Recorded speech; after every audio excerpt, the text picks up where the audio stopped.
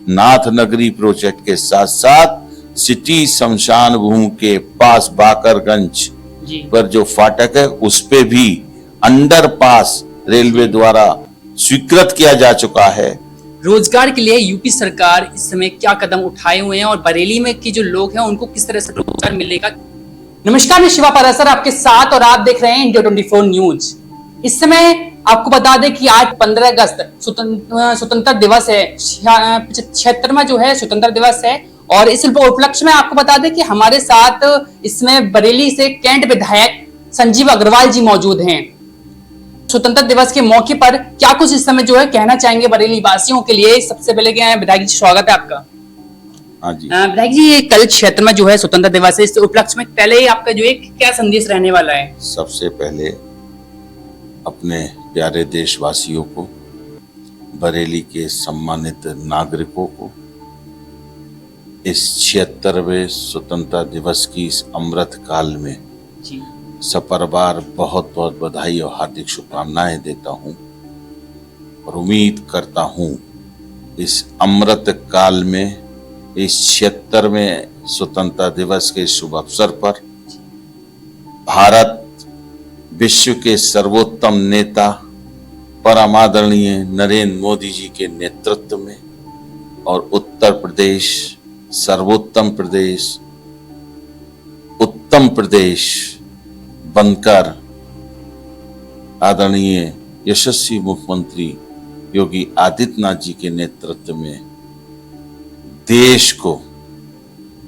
और प्रदेश को आर्थिक रूप से, सैन्य शक्ति के रूप से, समन्वित विकास के रूप में और आम जनता, गांव, गरीब, किसान, व्यापारी, छोटे व्यापारी, पटरी, रेहड़ी, मजदूर, दलित, वंचित, शोषित, युवा, महिला, छात्र छात्राएं, स्वास्थ्य की सेवाएं, शिक्षा के क्षेत्र में विश्व में अपना सर्वोच्च स्थान प्राप्त कर ये देश विश्व में अपनी एक नई पहचान बनाने का काम करेगा।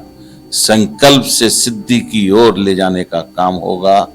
एक अखंड भारत के रूप में भारत की निर्माण होगा, पहचान बनेगी और भारत पूरे विश्व का मार्गदर्शन करते हुए विश्व गुरु के रूप में स्थापित होगा।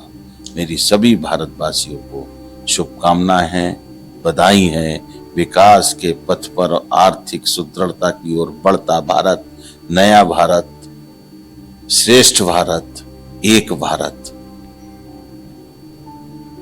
सबसे पहला ये कि हमारा दूसरा अगला सवाल हमारा ये रहेगा कि बरेली की जनता ने आपको जो है अपना प्रतिनिधि बनाया, आपको जो है वोट देकर अपना विधायक बनाया। क्या आपके लगभग जो है विधायक बनने के लगभग 14 महीने करीब जो पूरे हो चुके हैं, 15 महीना चल रहा है। विधायक बनने के बाद कैंट क्षेत्र में जो है, बरेली कैंट क्षेत्र में कितना विकास आपके द्वारा किया गया, क्या कुछ कहना चाहेंगे? बरेली ने एक नाथ नगरी के रूप में एक अपनी पहचान बनाई है, जो मेरा अपना सपना था।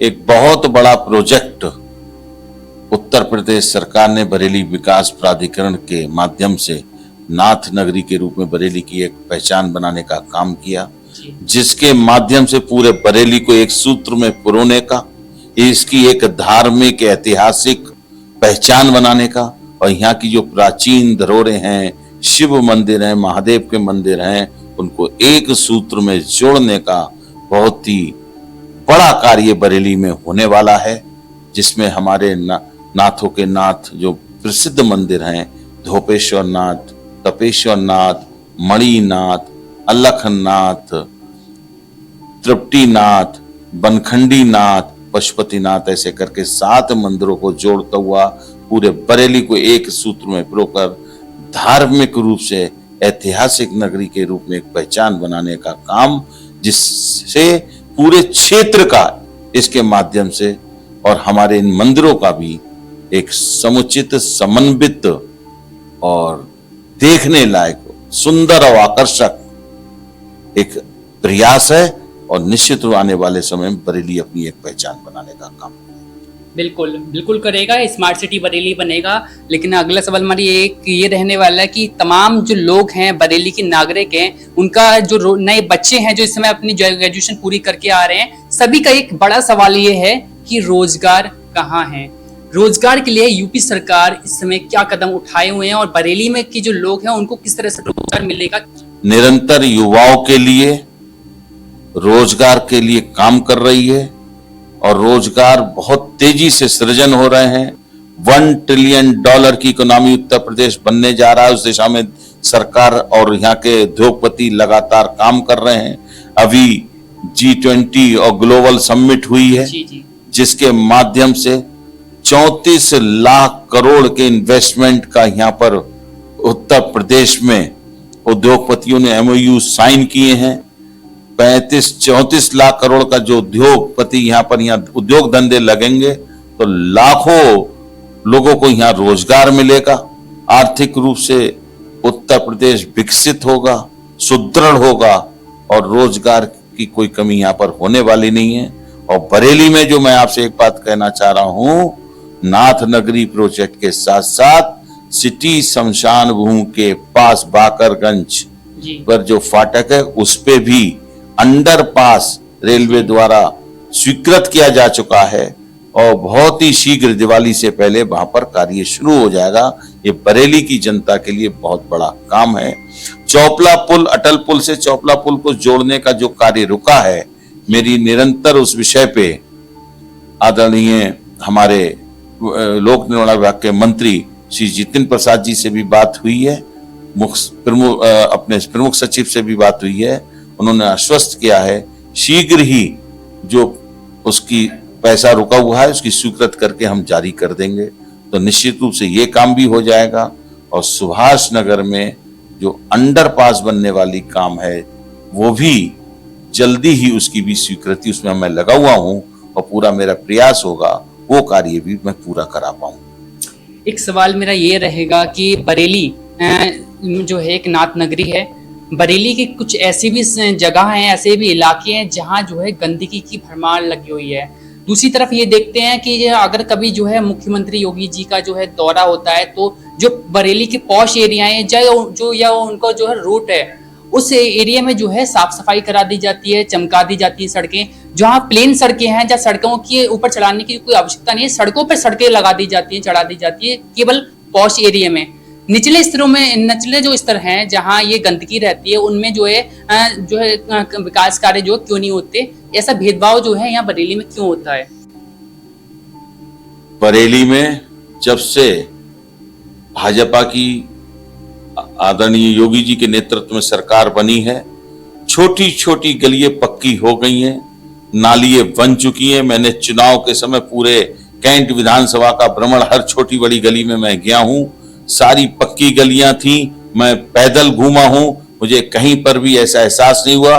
जो 10-20 गली छोटी मोटी रह गई उनको मैं बनवाने का काम कर रहा हूं, मैंने भी और नगर निगम से भी निरंतर विकास का काम हो रहा है।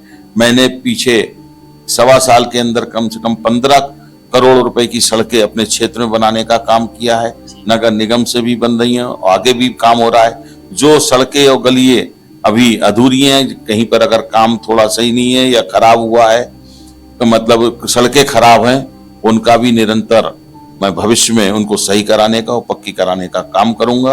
कैंट विधानसभा की कोई भी सड़क खराब नहीं रहेगी, कच्ची नहीं रहेगी, काम निरंतर चलता रहेगा।